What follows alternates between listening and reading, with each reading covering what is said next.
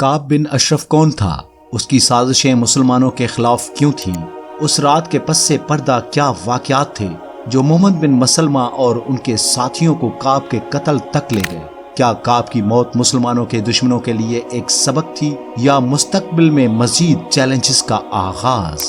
نبی کریم صلی اللہ علیہ وآلہ وسلم نے کعب بن اشرف کے قتل کا حکم کیوں دیا؟ اس کا مدینہ کا سیاسی اور سماجی حالات پر کیا اثر پڑا؟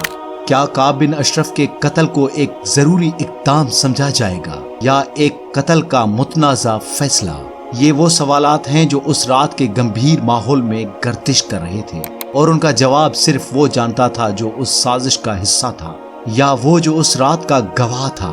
مدینہ منورہ میں جب فتح بدر کی بشارت پہنچی تو کعب بن اشرف یہودی کو بے حد صدمہ ہوا اور یہ کہا کہ اگر یہ خبر صحیح ہے کہ مکہ کے بڑے بڑے سردار اور اشراف مارے گئے تو پھر زمین کا اندرون اس کی پشت سے بہتر ہے، یعنی مر جانا جینے سے بہتر ہے، تاکہ آنکھیں اس ذلت اور رسوائی کو نہ دیکھیں۔ لیکن جب اس خبر کی تصدیق ہو گئی تو مقتولین بدر کی تعزیت کے لیے مکہ روانہ ہوا، اور جو لوگ بدر میں مارے گئے ان کے مریے لکھے جو پڑھ پڑھ کر خود بھی روتا تھا اور دوسروں کو بھی رلاتا تھا، اور رسول اللہ صلی اللہ علیہ وآلہ وسلم کے مقابلے میں لوگوں کو جوش دلا کر آمادہ قتل کرتا تھا۔ ایک روز قریش کو حرم میں لے کر آیا، سب نے بیت اللہ کا پردہ تھام کر مسلمانوں سے قتال کرنے کا حلف اٹھایا۔ بعد چندے مدینہ واپس آیا اور مسلمان عورتوں کے متعلق اشکیا اشعار کہنے شروع کیے۔ کعب بن مالک رضی اللہ تعالی عنہ راوی ہیں کہ کعب بن اشرف بڑا شاعر تھا، رسول اللہ صلی اللہ علیہ وآلہ وسلم کی ہجو میں اشعار کہا کرتا تھا، اور کفار مکہ کو رسول اللہ صلی اللہ علیہ وآلہ وسلم کے مقابلے کے لیے ہمیشہ بھڑکاتا رہتا تھا اور مسلمانوں کو طرح طرح کی ایذائیں پہنچاتا تھا۔ رسول اللہ صلی اللہ علیہ وآلہ وسلم مسلمانوں کو صبر اور تحمل کا حکم فرماتے رہے، لیکن جب کسی شرارت سے باز نہ آیا تو آپ نے اس کے قتل کا حکم دیا۔ ایک روایت میں ہے کہ ایک مرتبہ کعب بن اشرف نے آپ مہینے کو دعوت کے بہانے سے بلایا اور کچھ آدمی متعین کر دیے کہ جب آپ تشریف لائیں تو قتل کر ڈالیں۔ آپ نے آ کر بیٹھے ہی تھے کہ حضرت جبرائیل امین نے آ کر آپ صلی اللہ علیہ وآلہ وسلم کو ان کے ارادے سے مطلع کر دیا۔ آپ صلی اللہ علیہ وآلہ وسلم نے فوراً وہاں سے روح الامین کے پروں کے سائے میں باہر تشریف لے آئے اور واپسی کے بعد قتل کا حکم دیا۔ صحیح بخاری میں حضرت جابر سے مروی ہے کہ رسول اللہ صلی اللہ علیہ وآلہ وسلم نے ارشاد فرمایا، تم میں سے کعب بن اشرف کے قتل کے لیے کون تیار ہے؟ اس نے اللہ اور اس کے رسول کو بہت ایذا پہنچائی ہے۔ یہ سنتے ہی محمد بن مسلمہ رضی اللہ تعالی عنہ کھڑے ہو گئے اور عرض کیا، یا رسول اللہ صلی اللہ علیہ وآلہ وسلم، کیا آپ اس کا قتل چاہتے ہیں؟ آپ صلی اللہ علیہ وآلہ وسلم نے ارشاد فرمایا، ہاں۔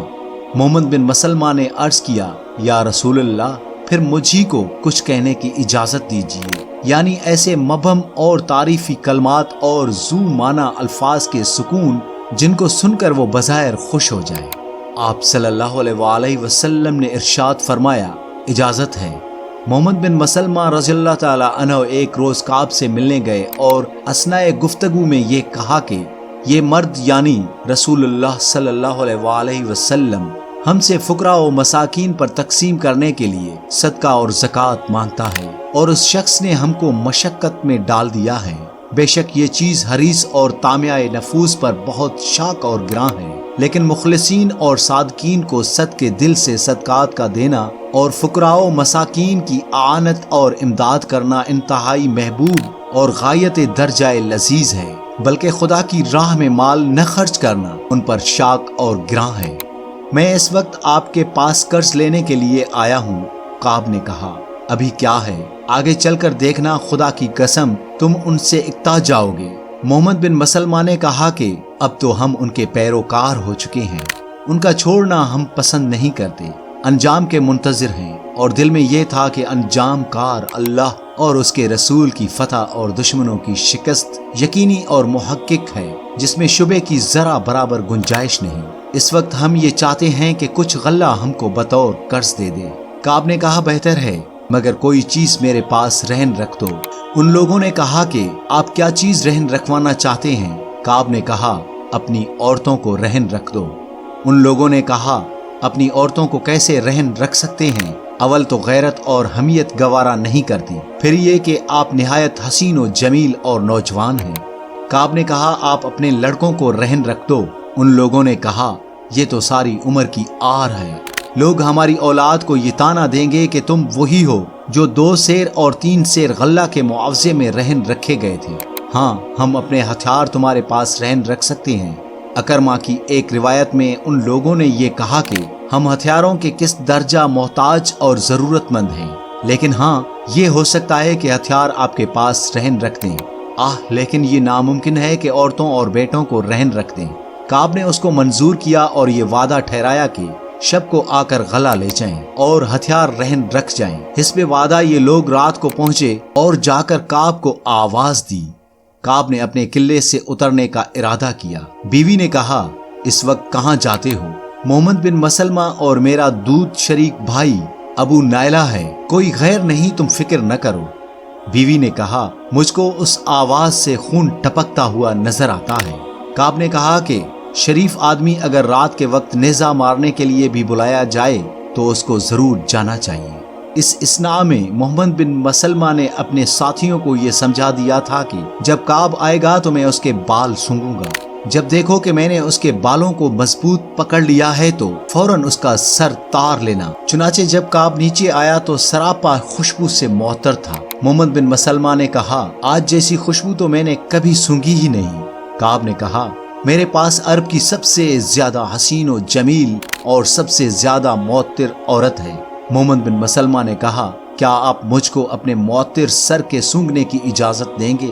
کعب نے کہا ہاں اجازت ہے۔